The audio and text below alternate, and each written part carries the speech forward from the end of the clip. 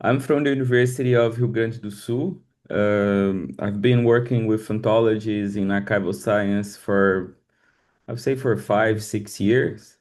Right now, I'm doing a sabbatical at Edinburgh Napier University in Scotland, and I have some colleagues there that were not from exactly, let's say, an archival background, but they are from a background of computing sciences, and we start to work together, I guess, for the last 2 years. So this paper come up as, let's say, it's a three-part process of research. First, what I'm presenting here is kind of the methodology we develop to do the ontology. Then we have the development of the ontology. Then we will test the ontology with a data set of public digital records. From the perspective of the reviewers of the paper, one of the reviewers said, "Why are you developing a new ontology since we already have RICO, that is a model of ontology?" The main thing is, as other models in information science, RICO, CDOCS-RM, or even the library model, they are models. They are not actual ontologies that we can use and work with them. So we have to adapt those models, and the idea of this ontology is to adapt that RIC model to a very way of handling records in Brazil, because as we all know, archival practice is a national practice. So there is differences in how the state works, how the states develop their information, how they deal information, how information acts work, how we protect private information. So we need to have, let's say, a national way of dealing with that. So archival repositories preserve authentic records and they're discovered.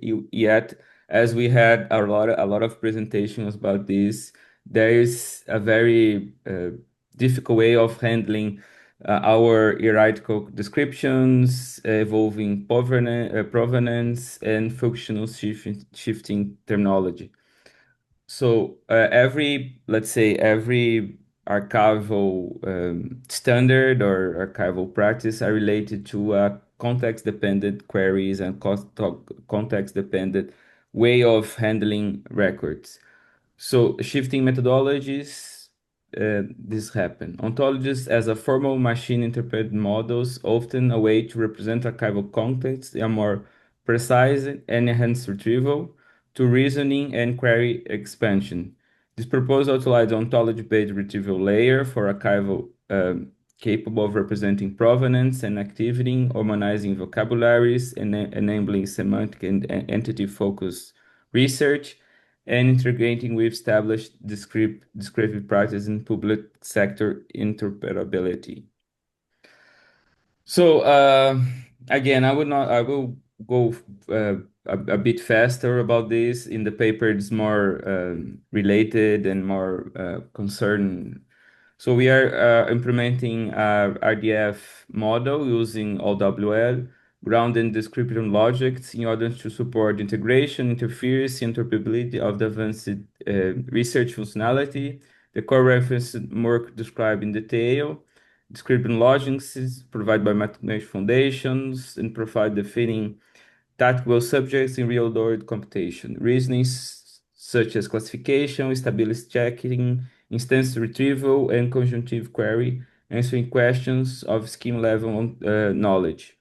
The data level assertions, and then context information science position ontologies as a specific knowledge organization systems located on a continuum extending form of informal vocabularies, thesauri, and fully formal logic-based systems as an ontology.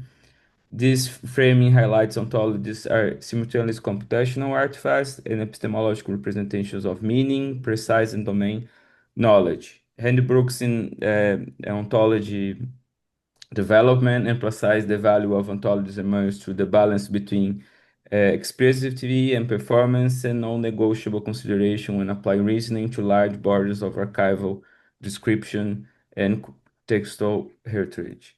So the idea with this ontology-driven information system is research, as the research demonstrates, we can construct power and automate information systems end-to-end, case studies of supply chain, journalism, emergency medical service, smart card architectures, personalized research illustrate that how ontology-driven schema supports validating rules, define service behaviors, generate user-facing interfaces. Recurring patterns of split modeling of events and roles over time, enabling structural links between agents, mandates, places, functions, and documentation. So these type of things are very important when we are developing ontologies. Usually we have, for example, CDOCSM is a ontology based on events, and other models are more based on agencies and agents. But in our studies, when we talk about archival records, we usually have all those things together, and we need to represent them in a way that we contextualize the record, but we actually be able to retrieve information. So the role-based retrieval achievable.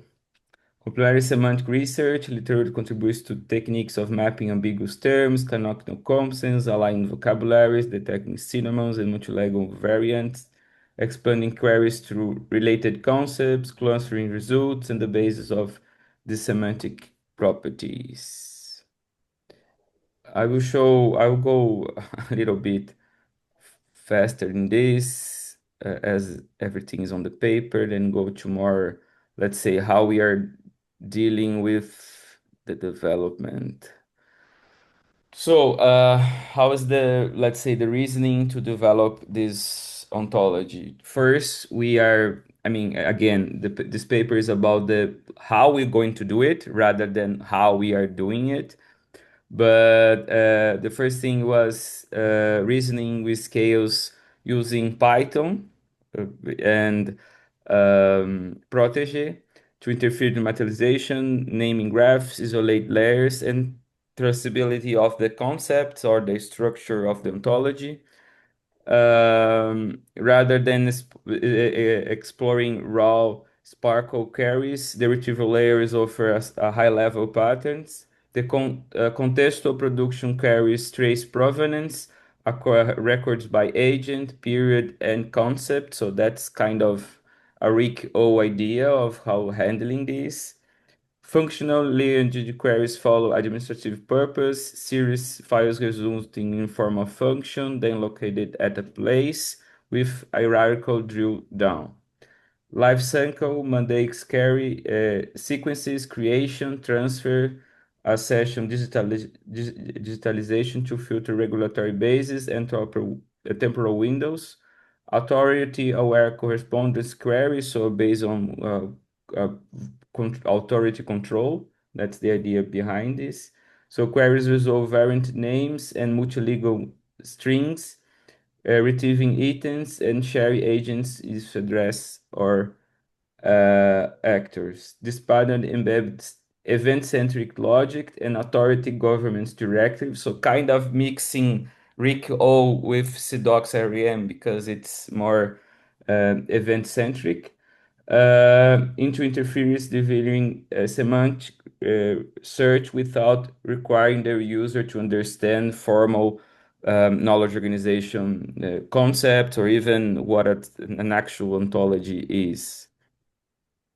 Um then here I'm talking a little bit about how we're gonna to evaluate the ontology, provide a governance, and the future work that I already talked about, that is the actual development of the ontology, the, let's say, testing if it work, how it work, and then uh,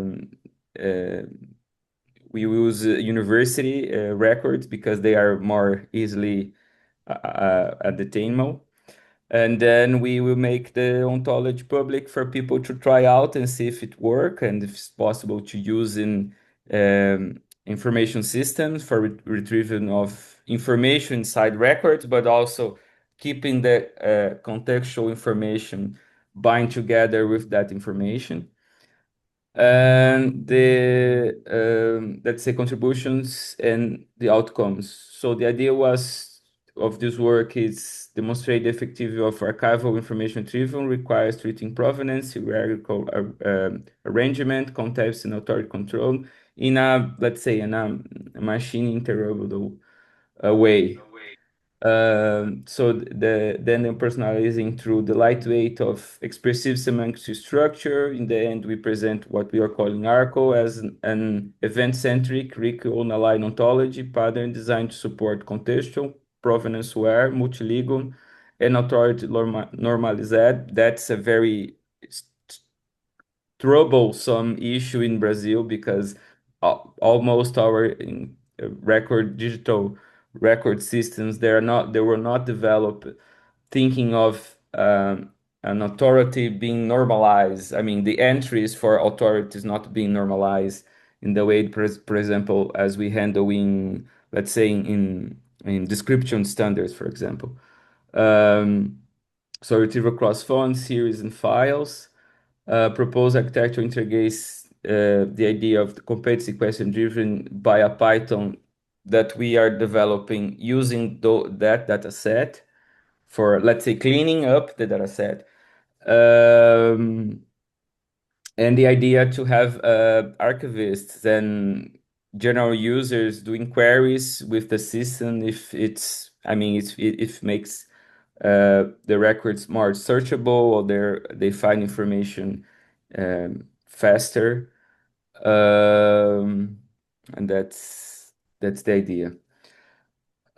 So when we are a task-oriented studies which start baseline qualifying the impact of the authority normalization, the vocabulary expansion, the event interference, and the hierarchical roll-up of the ontology.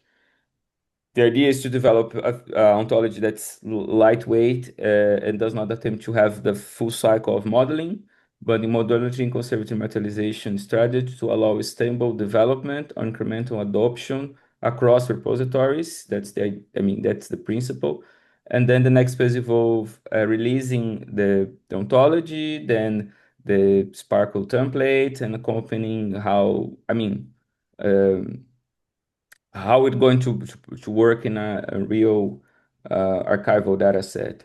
And the bar goal is to evaluate the core hypothesis that an event-centric vocabulary aligned authority governed ontology, layered implementing a traceable reasoning and careful interface design with can materially improve archival research and search for the provenance heavy questions and define historical research because as I mean come up with some of the discussions some of the papers before we kind of have all the gold but people doesn't access our gold, let's say, because there is a very different way of how archival science work with records and how people actually research information. So the idea is to kind of balance those things together in a more easy way of doing this. Again, as it said on the title of the paper, is still a preliminary thing. The idea again is to have at least more 2 or 3 papers about this and going for as we forward to, let's say, the practical work of the research. uh, we'll see the results and how we can, I mean, how we can actually apply to real organization. Thank you.